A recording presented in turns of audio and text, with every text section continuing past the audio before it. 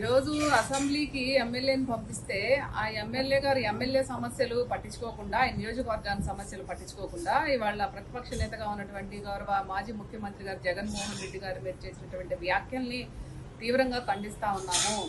ఈరోజు సైకో ఎవరనేటువంటిది ఆంధ్ర రాష్ట్ర ప్రజలందరికీ కూడా క్లియర్ కట్గా అర్థమైంది. ఎందుకంటే గతంలో మీరు నా మానసిక పరిస్థితి బాగోలేదనేటువంటి ఒక సర్టిఫికెట్ కోర్టుకి సమర్పించారా లేదా అని అడుగుతా ఉన్నాము.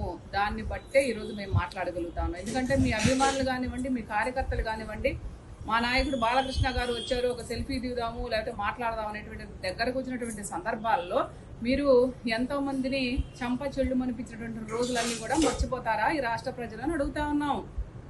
ఈరోజు సినిమాటోగ్రఫీ మంత్రి గారికి కావచ్చు, లేకపోతే హెల్త్ మినిస్టర్ గతంలో పనిచేసినటువంటి మినిస్టర్ గారికి కానివ్వండి, మీ ఏమన్నా తేడాలుంటే మీరు సరి చూసుకోండి.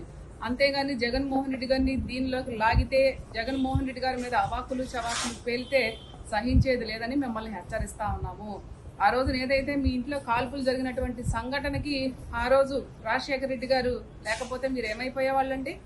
ఈరోజు అధికారం ఉందని చెప్పేసి అధికార మదంతో నేను సినిమా హీరోన్లే, నేనేం మాట్లాడినా చెల్లుబడిద్ది అనేటువంటి మీ మూర్ఖపు మాటలను కానివ్వండి, మీ మూర్ఖపు చాష్కలు కానివ్వండి మేము తీవ్రంగా ఖండిస్తూ ఉన్నాము.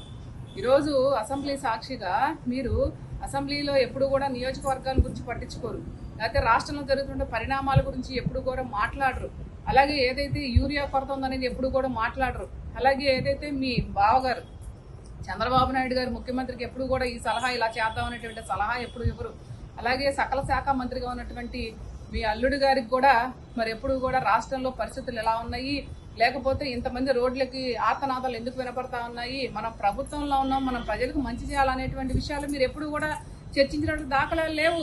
ఈ రోజు ఏదో అరాకరా ఒక అసెంబ్లీకి వస్తారు, ఆ అసెంబ్లీకి వచ్చి కూడా ఏనాడు ముచ్చటించే పరిస్థితి లేదు. ఇవాళ సంబంధం లేనటువంటి విషయాల్లో జగన్మోహన్ రెడ్డి గారు లాగటం అనేటువంటిది తీవ్రంగా ఖండిస్తా ఉన్నాం. ఎందుకంటే ఆ రోజు జగన్మోహన్ రెడ్డి గారు ముఖ్యమంత్రిగా ఉన్న రోజున సినిమా పెద్దలు, సినిమా ఇండస్ట్రీకి సంబంధించిన పెద్దలందరూ వస్తే గౌరవంగా మర్యాదగా జగన్మోహన్ రెడ్డి గారి దంపతి ఇద్దరు కూడా ఆ రోజున వాళ్ళని చూసేటువంటి పరిస్థితిని, కానీ మీరు ఈ రోజున దాన్ని వక్రీకరించి మాట్లాడి జగన్మోహన్ రెడ్డి గారికి ఏదో అంటగట్టాలనేటువంటి వ్యవహారాన్ని మేము తీవ్రంగా ఖండిస్తా ఉన్నాము. ఎందుకంటే మీది మీరు చూసుకోండి, జగన్మోహన్ రెడ్డి గారికి చెప్పేంత లేకపోతే జగన్మోహన్ రెడ్డి గారిని వేలెత్తే చూపించేటువంటి నాయకత్వ లక్షణాలు మీరు లేవు. ఎందుకంటే మా జగన్మోహన్ రెడ్డి గారు ఏదైతే జననాయకుడు, ప్రజానాయకుడు, మీకులాగా 2 సినిమాలు తీస్తేనో లేకపోతే 2 సినిమాలు హిట్ అయితేనో ఒక నాయకుడుగా ఎదగల జగన్మోహన్ రెడ్డి గారు. ఇవాళ లక్షల కోట్లలో అభిమానం ఉన్నటువంటి నాయకుడు, ఏకైక నాయకుడు జగన్మోహన్ రెడ్డి గారు.